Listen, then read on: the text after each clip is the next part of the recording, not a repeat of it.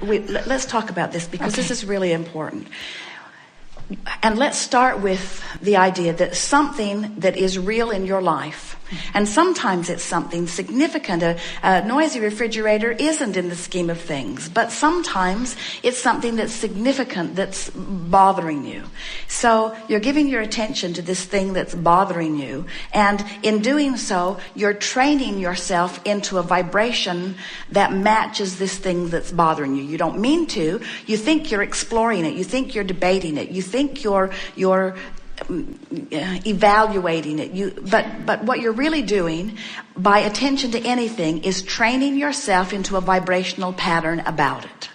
And law of attraction is complicit in that. When you give your attention to something, you're going to get stuff like it. So it's easy to keep that ball rolling, whether it's something you want or something that you don't want. So let's say it's something you don't want, and you've let your attention to it train you into vibrational alignment with it. So, and you've done it consistently enough that it's an active vibration within you. All an active vibration, that's what a belief is. It's just a thought you keep thinking. But we would rather call it an active vibration. Because every thought that you've ever thought still exists somewhere, but if it's not active within you, then it's not part of your attraction. If it is active within you, it's part of your attraction. So there are two ways you can tell what's active within you.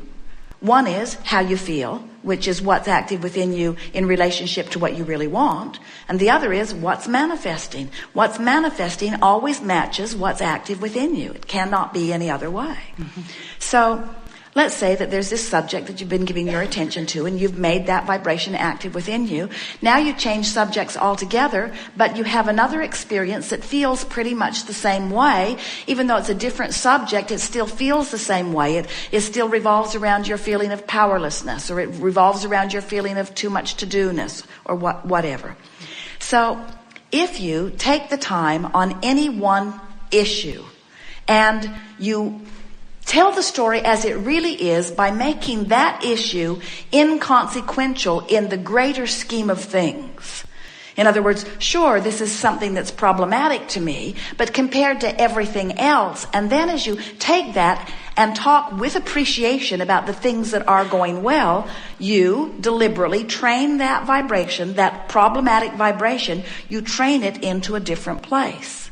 And when you do, a new indicator will show itself to you, because all that was an indicator of vibration to begin with.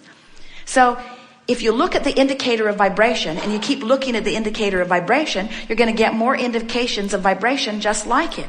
But if instead of looking at this indication of vibration and perpetuating it on and on, if instead you deliberately look at something else that puts that into perspective. In other words, of course this is going wrong, but compared to the other things in my life that are going right, so you bridge yourself into a different vibration. Now, what's interesting to watch with you is that, so you pull yourself over, but this is still more active, so it'll pull you back. But you pull yourself over, but this is still more active, so it'll pull you back. So you pull yourself over by looking at things that you appreciate, making lists of positive aspects, getting on a rampage of appreciation, blah, blah, blah, but you don't mean it because that's what's really active, so this will pull you back. But you keep making the effort. You pull yourself over, it pulls you back. You pull yourself over, it pulls you back. You pull yourself over, it doesn't pull you back quite as far. Now you've got a new set point. But don't stop there, because this is still pretty active and it's still not where you want to be. Mm-hmm. So you pull yourself over into appreciation, into the true sense of who you really are, trying to see it from broader perspective. And as you keep doing that, eventually what will happen is you will train this valid, real vibration. You didn't make it up. You were just responding to life, but you will train it into the place that you want it to be rather than in the place that it is. And as you stay there for a little while, now the manifestations that start turning up around you are more like this. They can't be like that. They're more like this, you see. And before you know it, because subject after subject keeps showing you, you see, anything that happens isn't about what you think it's about. It's not about that person. It's not about what's happening there. It's about a vibration that you've got going on within you that person and that relationship just demonstrates to you in a more vivid way, you see. So that's just cleaning up the vibration by that's just what cleaning up the vibration is. Yes, that's just by brilliant. reaching for the thought that feels better, but not reaching for it in a lazy way, reaching for it in a determined way, trying to improve the way you feel. And you see, this is the thing that Esther and others will say. Esther will say, but Abraham, I'm not making this up. It's true. And we'll say there are all kinds of things that are true that you don't want to achieve vibrational alignment with. And there are all kinds of things that are true that you would like to achieve vibrational alignment with. Be particular about what you give your attention to. But don't try to sort it out in the thought world. It will drive you crazy. Sort it out in the emotional world. Choose your thoughts based upon how they feel, we say to Esther. Don't use the truth of it as the criteria. Use the feeling of it as the criteria. But it's interesting to watch Esther. She's been listening to us for a long time. All kinds of things. A woman was trying to counsel her the other day about something like that, and Esther wanted to pick up the book and say, I know, I wrote that here. She knows it. You all know it, but you've got to practice it personally. And until you care how you feel, you have no platform for improvement. You've got to care how you feel. So you just don't go there because that doesn't feel good, whether it's true or not. I just don't go there because it doesn't feel good. But I take that subject and I go there. That feels better. Let's talk about time, because time is one of the major shortages that people feel. Don't have enough time. It puts pressure on you about the behavior that you can wedge into time. And if you could feel the power of this vibrational reality, and you could let it call you and you could focus there, you would discover a powerful leverage that would make time nearly irrelevant. Because think about it for this reason. So you're banging around, things aren't going well, but you're asking for something better. And it's already been assimilated. It's already been amassed. It's already done. So in the moment that you get inside the vortex, you're going to have an instant manifestation. That's a good use of time. Instant is a good use of time. You see. So if you hover in appreciation and hopefulness, then you're not far from the universe being able to deliver to you stuff that you want. That's why. Haven't you wondered why there are people that are masters at things, powerful people? Don't you find an enormous disconnect between what some people earn in an hour and what other people earn in an hour? There's just not enough competence or charts of awards on the wall to justify the financial variance in what people earn. It's got to be something other than activity. It's got to be something other than college degrees. It's about being in the right place at the right time, which means it's about getting inside your vortex, which means it's about being in vibrational alignment with what you've created, which means it's about releasing of resistance, which means it's allowing yourself to live what you've been creating over a period of time. The leverage of time is only experienced when you get inside your vortex. And if you're outside your vortex, that feeling of not being able to go fast enough is a vivid feeling that you feel because you're not seeing this situation through the eyes of the total you that knows how well it could go. Have you ever had an experience where in the midst of something, it's like everything went into slow motion, where you were afforded the ability to offer precise behavior in order to get the outcome that you wanted? Time is a perceptual thing.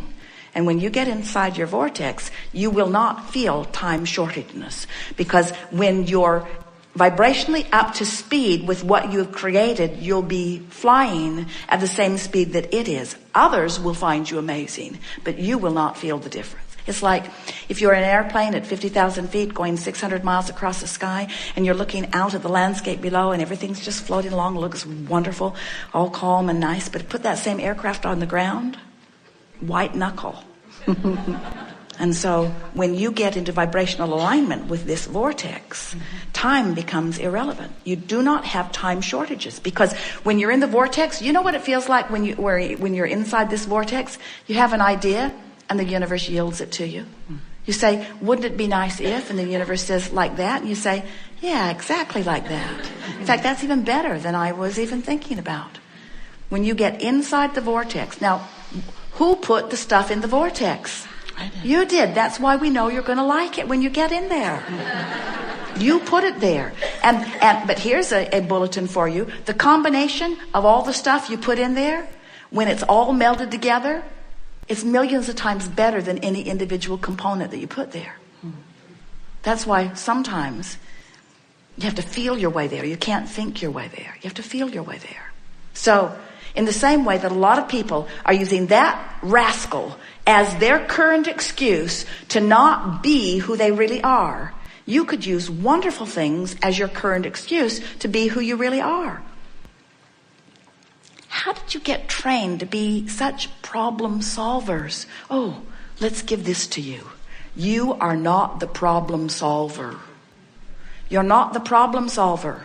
You're the problem maker. Hear it. It's good. You're not the problem solver. You're the problem maker, which means you're the solution maker, but you are the solution allower. You're not the solution maker.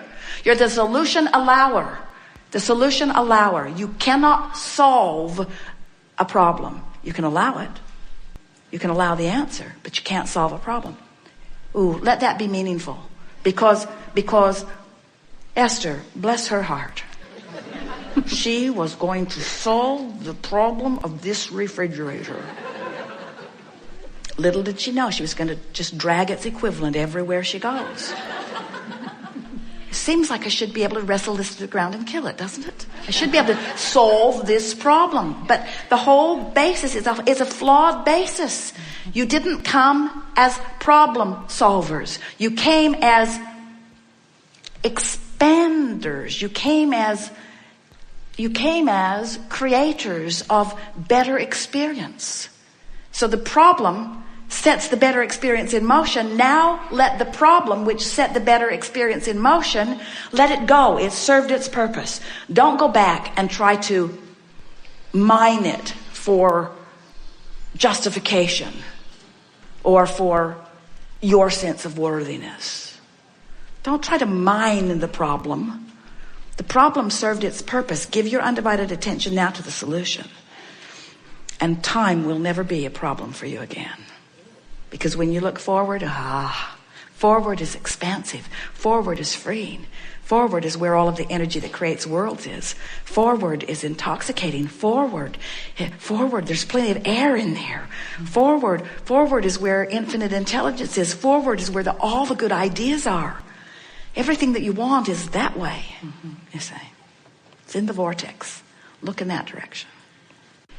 We give no effort at that because that is a waste of attention.